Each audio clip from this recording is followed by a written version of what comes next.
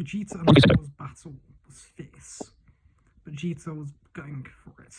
He wanted to kill the Demon King. He was on top in this battle. Dabura had no answer to his onslaught, it seemed. He tried spitting on him, turning into stone. Didn't work. Vegeta could tell the trick. He tried stabbing him with his sword. Not even that worked. He tried punching him, kicking him, firing him with blasts. But nothing the Demon King did could stop Vegeta from damaging him beyond repair. What's wrong, Demon King? Are you nothing without your wizard? I thought you were supposed to be the king of all demons. More the king of all losers, clearly. And Vegeta, like that, fired up a massive final flash. Vegeta tried to finish this off quickly, but Dabura wasn't going to give in just like that. He tried to push the blast away, and he almost was able to, but then Vegeta put in all his power and pushed himself to Super Saiyan 2. And this was able to push the blast back, and it obliterated the entirety of the Demon King. He was dead. Now, to head back to Earth. Raditz, you are mine. And then, he landed on Earth not long after that. He exited with his entire army, the entirety of his new planet of Salyans, and other races that he had taken over by taking over the Freezer and Cold Force, now as Vegeta's empire. However, when he landed on Earth, he wasn't expecting to see who he was seeing. He saw Raditz and his father Bardock and brother Kakarot, as well as the humans and the Nanekian. Well, Raditz, it seems that somehow you were to bring back these fools with those Dragon Balls, or whatever you call them. And what if I had Prince? Is that enough for you? Why can't you just be willing to work alongside us? I'll never. I defeated that stupid wizard and that Demon King like it was nothing. Nothing to me and my immortality. Raditz, Bardock, and Kakarot had a knowing understanding and a slight smirk. He didn't know it yet, but they had gotten rid of his immortality with the Dragon Balls on Namek. Come on then, Prince! Show me what you're really made of! Cried Raditz, powering up into Super Saiyan. Very well then, I'll show you why you are always going to my dog's body and nothing else, Raditz. And the two Saiyans battled. They were quite even, but it was clear that Raditz was holding back a lot. Stop holding back! Go all out, cried Vegeta. Very well then. He then powered up and transformed into Super Saiyan 4. What? What is this technique? What is this trick? This is the true power of a Saiyan. This is Super Saiyan 4.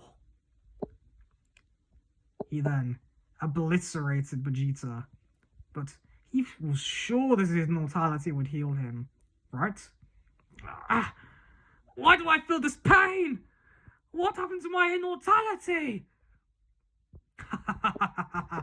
Oh, dear Prince. For you see, we used the Dragon Balls to get rid of your immortality. How dare you, you bastards! He cried and punched Raditz with all his might in the face. But Raditz simply just tanked it. It was nothing to him. Is that all you've got, Prince? What? The Raditz simply swung him in the face with his tail, and Vegeta was face down on the ground, out of Super Saiyan, and panting for breath. This can't be. Get off my planet! If you know what's good for you, Prince. But did you say you defeated the Demon King? What about it? He said, spitting up some blood. We were warned by someone from the future about a Demon King wanting to bring back Majin Buu. but it seems if you defeated him, we have nothing left to fear. Kakarot then fell to the ground in pain. Brother! What's wrong? I don't know, but for some reason my body feels like it's in pain. And I can't feel my arm. You took your medicine, right, Kakarot? No. Why not? The future person told you to. Because it was grape-flavored. Kakarot, complained his father Bardock. We best get you home as soon as soon. And make you take that medicine before you die from this stupid virus. And so they took him away. Vegeta was simply left to die, it seemed. But Nappa and some of his servants put him in a healing pod, and they retreated back to their homeworld. Kakarot was given the medicine and left to rest. But little did they know, even though the Demon King and Palpatine had been defeated, not all was safe on Earth. What you see, deep in a lab in North City, an old mad scientist was developing artificial humans. He wanted Raditz dead, as well as Kakarot and Bardock, for what they had done to the Red Ribbon Army during their so-called training sessions to prepare them to defeat Frieza. However, he wasn't impressed with his current inventions. Androids 13, 14, and 15 were a massive disappointment. As for 17 and 18, they were just too rebellious and refused to do what he said. His only project he could truly trust was one he was not willing to send out just yet. 16. It reminded him too much of his son, and to lose him again, he would not risk that. His other project, Cell, was nowhere near ready yet. He had about another 20 years or so of development.